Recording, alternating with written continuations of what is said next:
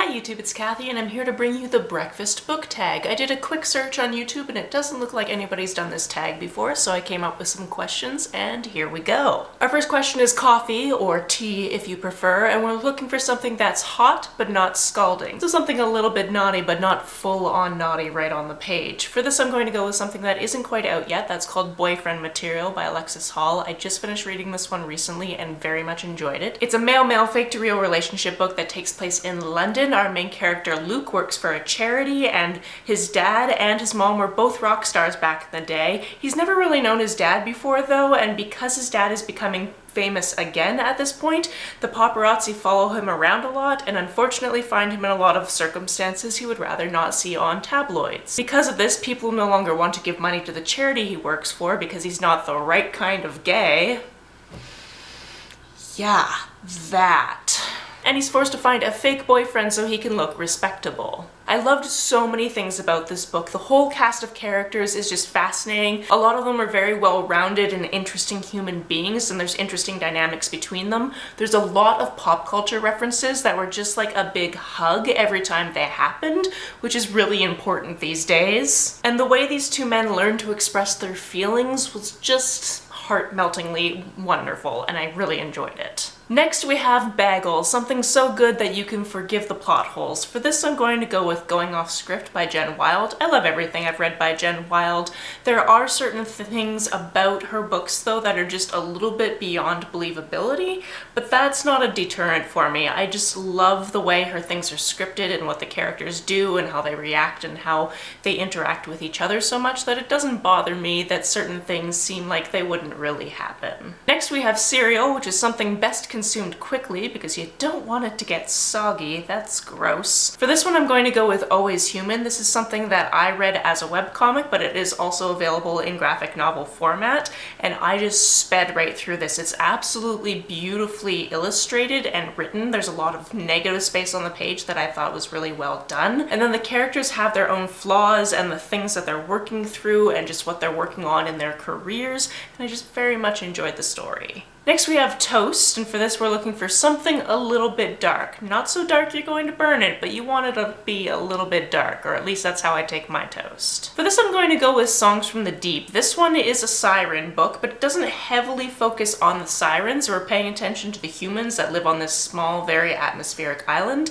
and these murders that have taken place that somebody is trying to pin on sirens. Obviously, if there's a plot with murder involved, it is going to get a little bit dark, but I also felt that that was more of an atmospheric feature and it was the perfect amount of darkness to complement the storyline. Next on the menu we have Oatmeal, something that makes you feel nice and warm, and for this one I'm going with another relatively recent read in Dragons in a Bag. This is the first in a middle grade series that starts off with this little boy named Jackson being dropped off at somebody's house for the day because his mom has to go sort out their rent, and he goes on a very magical adventure.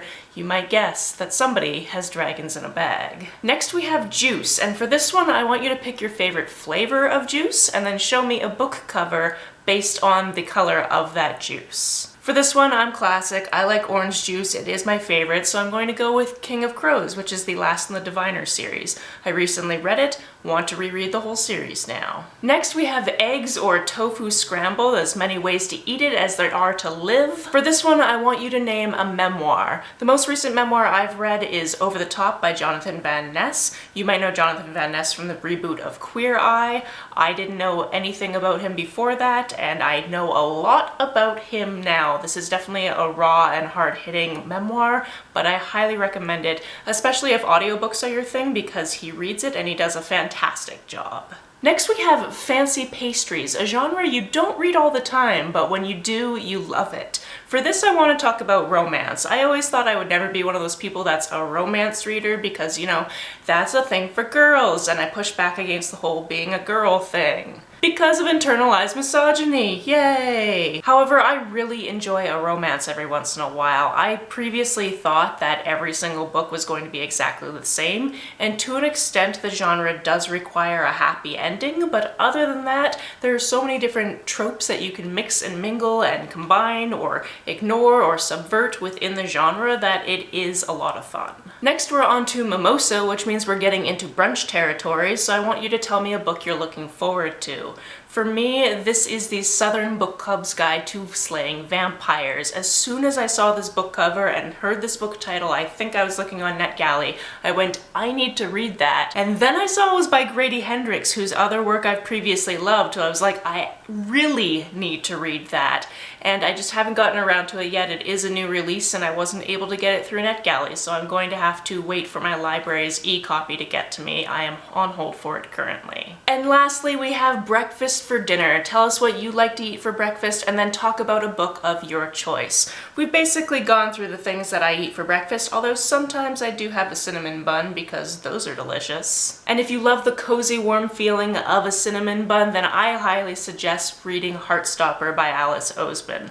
I love these boys, I love this web series. I try not to read ahead in it because I want to read it in graphic novel format, and the 3rd volume recently came out and I haven't read it yet and I'm really excited to. I just adore everything by Alice Oseman, but it has a whole new dimension when you can see the characters literally on the page and how they interact with each other because they are adorable. So this is an original tag, which means I am going to tag so many people down below, so check down below to see if you're tagged. If you're not tagged, you're still tagged. This is me tagging you right now. Please do the tag. If you do end up doing this tag, please let me know about it down in the comments below so that I can check it out, because I would love to see every single video that people put out on this. And if you don't have a channel but you want to answer these questions, please let me know about it down in the comments below. On the way down to the comments, if you hit that subscribe button, that would be very nice of you. If you don't feel like leaving a comment but want to make sure that I know that you are here, just leave me an emoji or your favorite smiley face on your keyboard. You can like and share this as you see fit, and I will see you very soon.